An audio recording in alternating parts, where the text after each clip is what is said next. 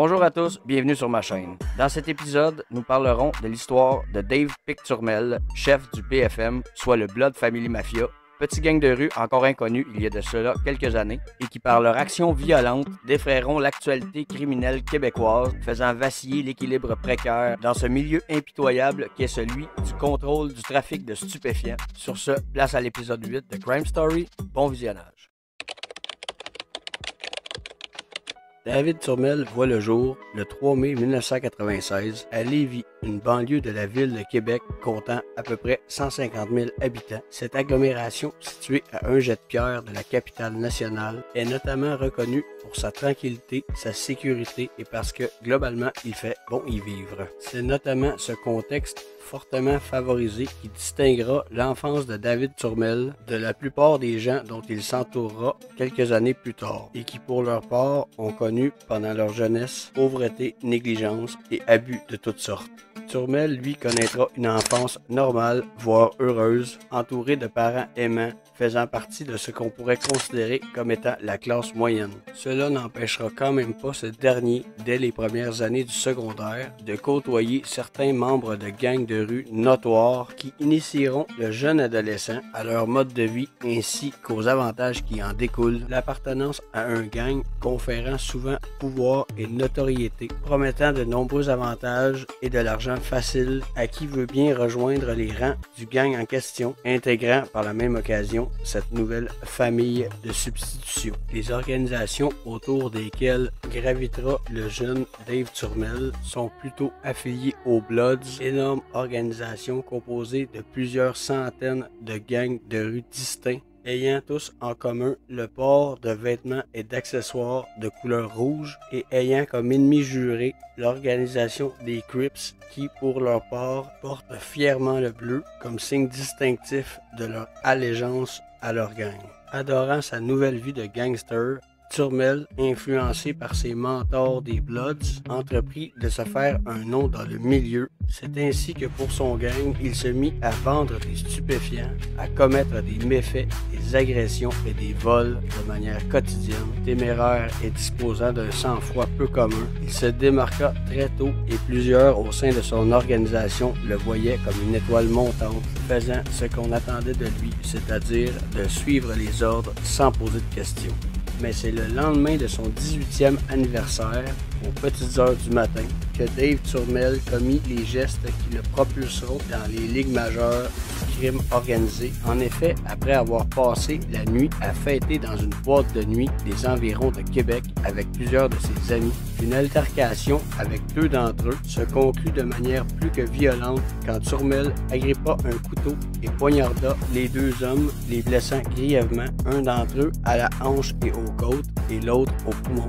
Une intervention rapide des services d'urgence permit aux deux hommes de s'en sortir vivants, mais ils garderont tous deux des séquelles résultant de cette sauvage agression de celui avec qui ils célébraient l'anniversaire quelques heures plus tôt. Une brève investigation des enquêteurs, étoffée par le témoignage des deux victimes, firent qu'ils procédèrent à l'arrestation de David Turmel quelques heures plus tard. Ce dernier fut alors incarcéré de manière préventive en attendant son procès, et c'est lors d'une fouille menée par les gardiens du centre de détention où Turmel était incarcéré qu'on découvrit un pic de fabrication artisanale confectionné par ce dernier, et c'est à partir de ce moment que autant ses geôliers que ses co-détenus le surnommèrent Pic, surnom qu'il conserva à sa sortie de prison 3 ans plus tard. Ces 3 ans à l'école du crime lui permettront de se faire des relations et des contacts, et c'est plus déterminé que jamais que l'ambitieux Dave Pic-Turmel recouvrit sa liberté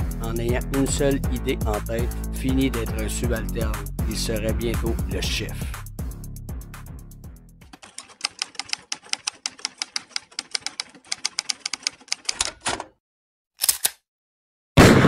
Nous voici maintenant à la fin de l'année 2016. Fraîchement relâché de prison, le Pic-Turmel, fidèle à lui-même et au gang auquel il appartenait avant son incarcération, pressé de renouer le contact avec ses connaissances, pour la grande majorité membres du BFM, certains d'entre eux, très proches de David Turmel, avaient gagné énormément en influence et en notoriété pendant l'absence de ce dernier, ses amis proches, maintenant bien placés au sein du noyau dur du PFM, firent en sorte que David Turmel fut accueilli à bras ouverts dans cette organisation qui chaque jour gagnait en puissance. Pour la majorité des membres de son gang, Pic Turmel représentait une étoile montante, un potentiel énorme encore inexploité, un gars qui déjà par le passé avait fait ses preuves et qui malgré son jeune âge disposait déjà d'un réseau de contacts assez impressionnant.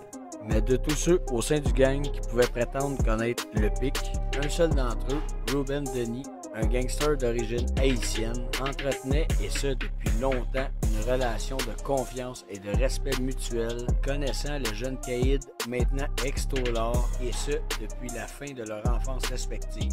C'est donc tout naturellement que Pic Turmel alla proposer à ce dernier de s'associer, question de faire passer son réseau déjà bien établi à la vitesse supérieure. Les techniques insolites de Dave Turmel, que l'on pourrait qualifier de cruelles et violentes, étaient d'une redoutable efficacité, particulièrement en ce qui a trait au recouvrement des dettes et ce qu'il faisait subir aux mauvais payeurs, que ce soit en les passant à tabac, en détruisant leurs biens ou en les menaçant, eux ou leurs familles.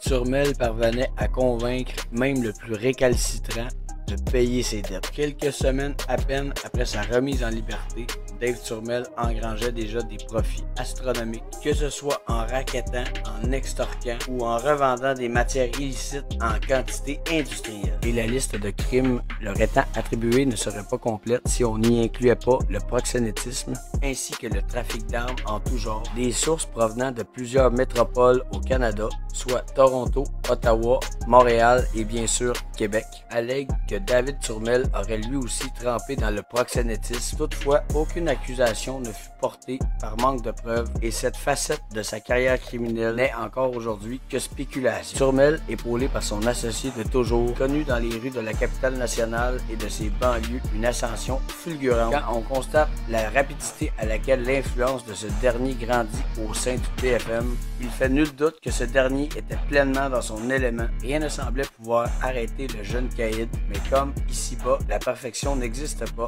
il connut quand même quelques déboires. Le premier en 2018, quand Turmel, alors immobilisé à un feu rouge au volant de sa voiture, eut une altercation avec un deuxième qui était arrêté à son niveau. Selon les rapports de police et la version du témoin, les deux hommes qui, semble-t-il, se connaissaient commencèrent par s'injurier de plus en plus violemment jusqu'à ce que notre protagoniste, muni d'un bâton de baseball, décida de sortir de sa voiture. L'autre homme fut soudain pris de panique. En se rapprochant, son agresseur ne laissait planer aucun doute sur ses intentions, soit de causer des dommages à lui ou à son véhicule.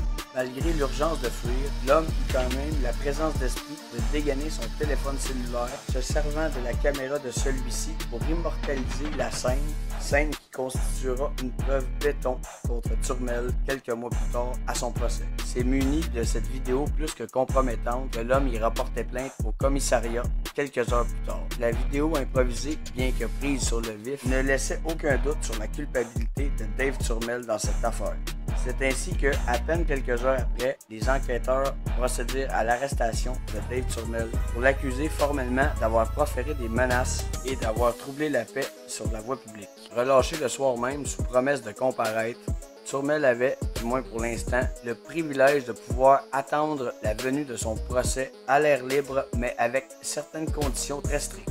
Malheureusement pour ce dernier, ce privilège lui sera retiré. En effet, en mars 2019, les patrouilleurs de la Sûreté du Québec intercepteront un véhicule pour un contrôle de routine, véhicule où Turmel et quelques-uns de ses acolytes prenaient place, le Pic ayant parmi ses conditions de ne pas fréquenter d'autres personnes disposant de dossiers criminels fut immédiatement mis en état d'arrestation. Suite à cela, les policiers effectueront une fouille minutieuse du véhicule et cette dernière portera ses fruits car caché sous le banc où Turmel prenait place, ils y découvriront à peine caché un pistolet chargé, l'arme de calibre 45 ACP, une arme de gros calibre dont les numéros de série avaient été effacés dans le but de rendre difficile, voire impossible, de retracer sa provenance. Ceci eut pour conséquence de rajouter possession d'armes prohibées à la liste d'accusations à laquelle il faisait face. Cette deuxième interpellation eut comme autre conséquence qu'il dut attendre l'ouverture de son procès derrière les barreaux.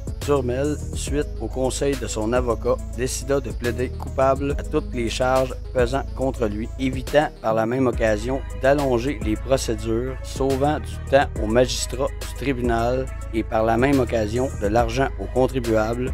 En contrepartie, Turmel put bénéficier de la clémence du juge qui le condamna à seulement 12 mois d'incarcération pour toutes les charges retenues contre lui. Au final, après avoir soustrait les mois qu'il a passés en détention préventive, il ne restait à ce dernier qu'un peu moins de 6 mois à purger avant de recouvrer sa liberté. Malgré ses déboires personnels et ses quelques mois d'absence, rien ne semblait pouvoir freiner l'expansion de son gang, le Blood Family Mafia, organisation qui, comme la plupart des autres gangs, était forcée de s'approvisionner auprès des motards criminalisés qui détenaient le monopole de l'importation de stupéfiants à la grandeur de la province québécoise. En plus d'imposer aux gangs de rue, souvent considérés comme la couche inférieure du milieu interlope dans la province, d'être leur fournisseur exclusif, le MC des Hells Angels percevait aussi auprès de leurs collaborateurs une taxe de 10% sur les bénéfices, cette dernière étant obligatoire si l'organisation en question voulait garder le droit de distribuer des stupéfiants sans subir des représailles violentes de la part des motards criminalisés. Le territoire où Turmel, Denis ainsi que le BFM évoluait était géré par Mathieu Pelletier, un membre en règle des Hells Angels qui, en plus de fournir aux deux hommes les stupéfiants qu'ils devaient écouler, devait veiller à la collecte de cette fameuse taxe. Cette association forcée, même si on peut la qualifier de plus que rentable, avait peu de chances de durer à long terme vu le manque d'affinité entre les deux émissaires du BFM et leurs fournisseurs des Hells Angels, entre l'incompatibilité de caractère et la contrainte financière subie par le BFM à cause de Pelletier, ce dernier n'offrant aucune reconnaissance qui pourrait permettre à nos deux protagonistes de monter dans la hiérarchie criminelle et d'accroître ainsi leur influence, maximisant du même coup leur profit. Malgré ces conditions défavorables, ni rien ni personne ne viendra à bout des ambitions du Pic Turmel dans sa quête de pouvoir, de contrôle et de notoriété. Dans l'univers dangereux et intransigeant où évoluent les deux hommes, la seule option pour continuer leur ascension vers le sommet, s'attaquer à ceux qui règnent sur la province québécoise sans partage depuis plus de 20 ans et ainsi de déclarer la guerre aux plus puissants des groupes de motards criminalisés, les funestement célèbres Hells Angels.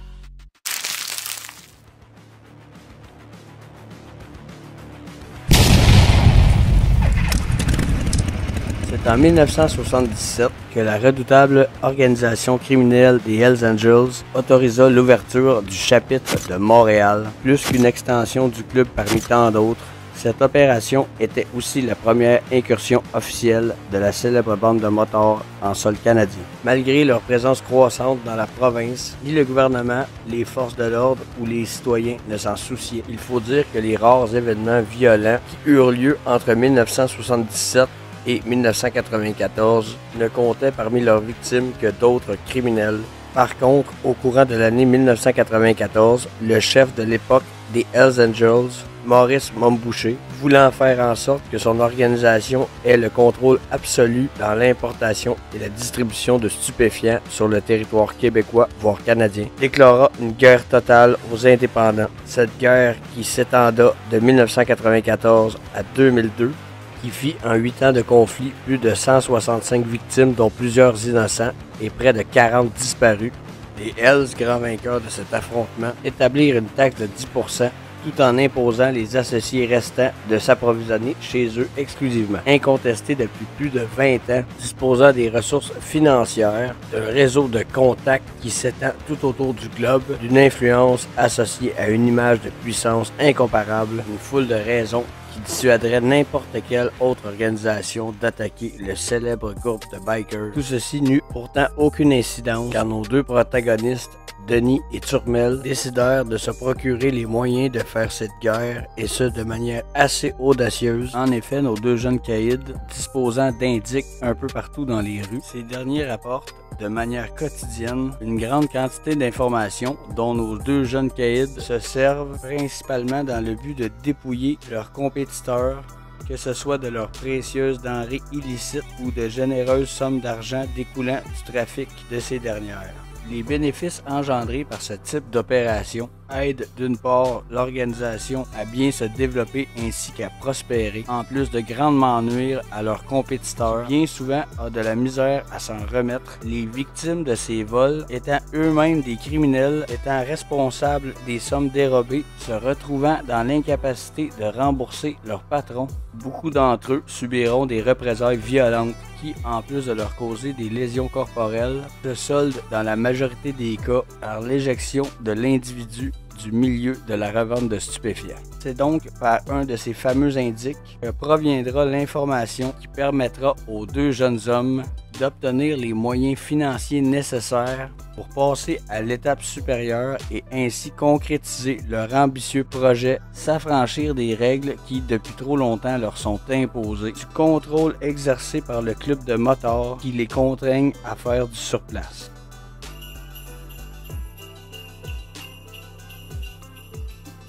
L'indique que nous appellerons Tom pour les besoins de cette vidéo entre en contact avec Turmel et son associé sous prétexte qu'il aurait des informations à donner ou plutôt à vendre sur une cache située dans le nord du Québec.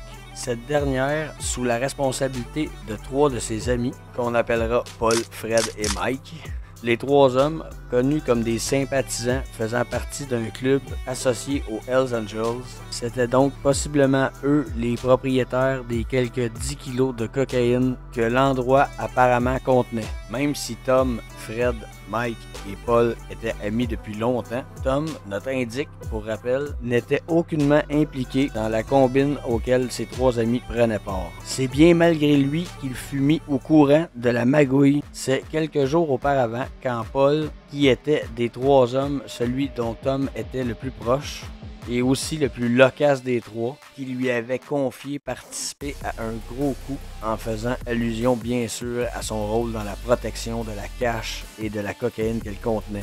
Ce cruel manque de discrétion sera lourd de conséquences. Ces dernières ne se feront pas attendre car pour obtenir les quelques informations manquantes, les 2 jeunes associés, épaulés par quelques membres de leur gang, décideront de tendre une embuscade à Paul dans le but de le kidnapper, le séquestrer, le torturer, bref, faire tout ce qui était en leur pouvoir pour que ce dernier lâche les dernières informations qui leur permettraient d'attaquer la planque. Ce kidnapping sera le premier d'une longue série menée par le BFM. Ce faisant, Turmel et Denis déclaraient officieusement la guerre aux motards de la région de la ville de Québec ainsi qu'à ceux de la province au grand complet. Allait-il réussir à faire parler le motard récalcitrant? Et si oui, est-ce que les rumeurs sur la quantité de drogue que contenait cette cache étaient bien réelles? Ce vol à lui seul allait-il permettre aux 2 jeunes bandits de se procurer les liquidités nécessaires? Question d'engager des hommes, les armer et puis de passer à l'attaque. C'est sur ces interrogations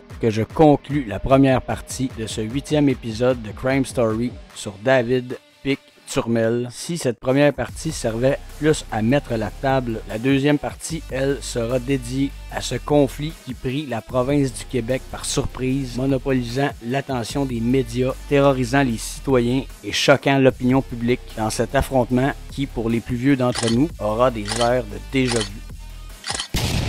Merci à tous ceux qui ont écouté la vidéo jusqu'ici. J'espère que vous l'avez apprécié et si c'est le cas, n'hésitez pas à lâcher un petit pouce bleu. Si vous êtes nouveau sur la chaîne et que vous appréciez ce type de contenu, je vous invite à vous abonner pour ne pas manquer les prochaines vidéos. C'est sans plus tarder que je commence l'écriture de la partie 2 de ce 8e épisode de la série des Crime Story. Prenez soin de vous, on se voit bientôt sur la chaîne. Ici Alexis White et je rends l'antenne.